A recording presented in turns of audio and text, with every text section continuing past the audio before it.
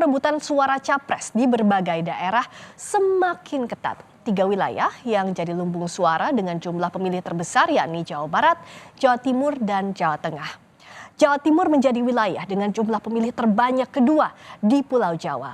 Total jumlah pemilih di Jawa Timur sebanyak 31,3 juta orang.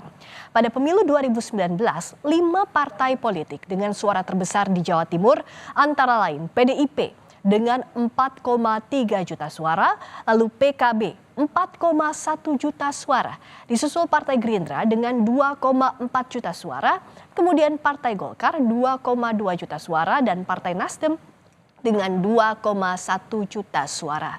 Berada di posisi kedua wilayah Jawa Timur yang jadi incaran, 3 pasang paslon saling klaim kuasai suara di Jawa Timur. Lalu bagaimana langkah politik Capres-Cawapres untuk merebut suara pemilih di Jawa Timur? Kami akan bahas setelah informasi berikut ini. Provinsi Jawa Timur akan menjadi salah satu medan pertempuran sengit para Capres-Cawapres dalam meraup suara di pemilu mendatang.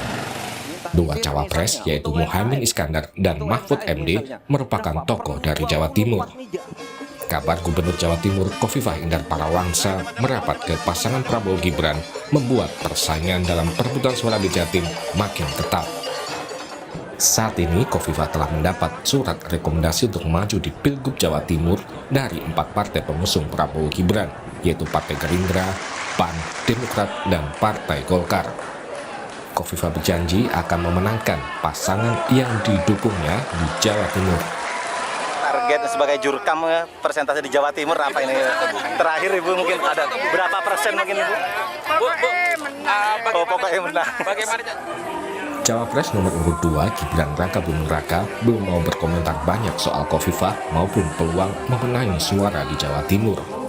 Mas, kembali lagi tadi makasih ya. Khofifah tadi Mas mungkin ada komentar sedikit. Itu biar TPN aja yang berkomentar. Nggih, makasih nggih. Makasih, saya jalan lagi nggih. Mecah NU di Jatim, Mas. Makasih. Sementara Capres nomor urut 1 Anies Baswedan tetap optimistis meraup suara di Jawa Timur. Insya Allah Jawa Timur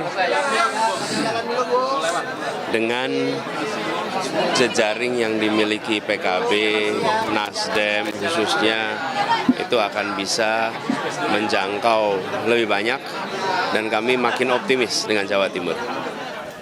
Senada dengan Anies, Capres nomor urut 3 Ganjar Pranowo juga yakin bisa meraih suara pemilih Jatim melalui sosok Mahfud MD.